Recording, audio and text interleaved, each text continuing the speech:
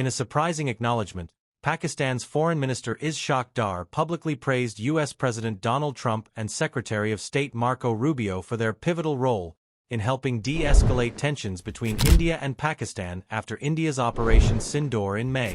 The comment came during Dar's meeting with Rubio in Washington on Friday and was later echoed in an official statement by Pakistan's Foreign Office.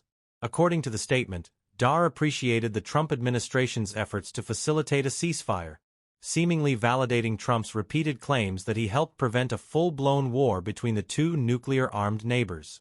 Trump had announced the India-Pakistan ceasefire via social media on May 10, shortly after Washington reportedly held talks with both New Delhi and Islamabad.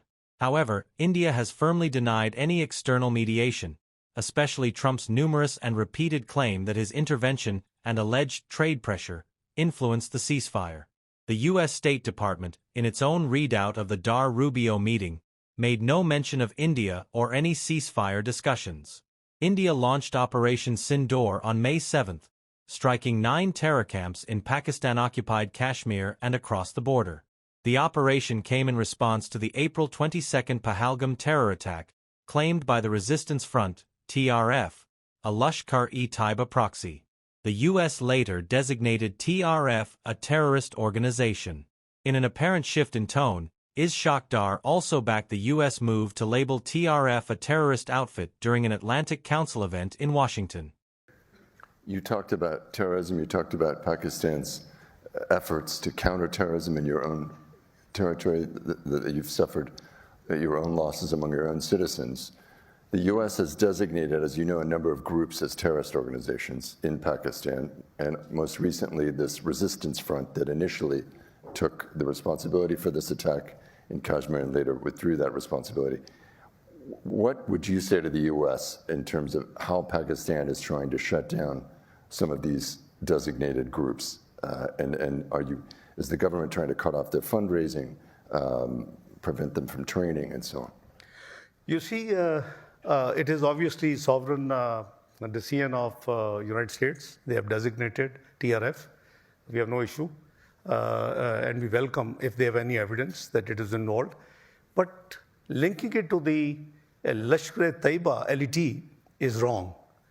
That outfit was dismantled years ago by Pakistan. The actors were prosecuted, arrested, jailed, and the entire outfit of LET was destroyed and is no more there. So if it is an independent entity, TRF, and the US authorities have any evidence that they were involved, we have no objection to that. Obviously, it's a sovereign state decision. But surely, I can guarantee you that this TRF has nothing to do with the Lashkar-e-Taiba, LET, which has become defunct years ago. I remember when I was finance minister 2013, 17, it was all actions were taken at that time. Did this come up today in your discussions with Secretary Rubio and the other officials? Well, because we have not objected to this thing. Surely, this is their sovereign right, and I'm sure they would have substantial evidence. They would not have done it only to please India. India has been dying to do it, but linking it to a defunct, outfit, that is unfair. We are okay. We have no issue at all. You recently said that Pakistan intervened to block the naming of the resistance front in the United Nations Security Council statement on the attack in Kashmir. Now America has officially designated the group as a terrorist organization. I know I asked you about this, but... Let me explain to you. There's a timing difference. When the Pahalgam took place, it's weeks-old story. There was a draft resolution moved by United States, I think. It had 2 ingredients. Pahalgam in India. Pahalgam, India. No, sorry, my apology. Pahalgam with no place. And number 2, it said TRF put the responsibility. We just took principled position. Pahalgam is somewhere. If I say London, London is more than one. In England, there's London. London is also another place. So we said put in Jammu and Kashmir. Number 1. We blocked that resolution till our reservations were settled. TRF, we said show us any evidence if they are responsible, it was just within days of that incident. We're talking April. So and everybody, including the United States, accepted it, by the way. After Pahalgam, it was written, Jammu and Kashmir, and TRF was deleted. I mean, we don't carry veto power. So after that, that press release went public.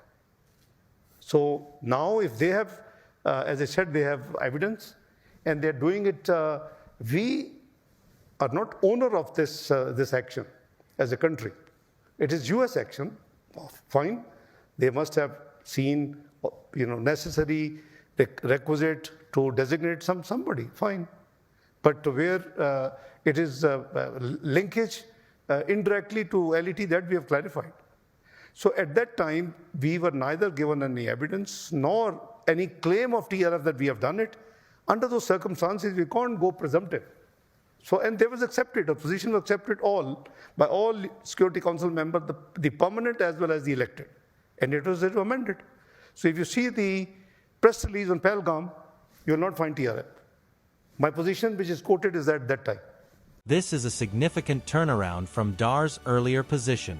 Back in April, he had told Pakistan's parliament that Islamabad had prevented the United Nations Security Council from naming TRF in its resolution condemning the Pahalgam attack.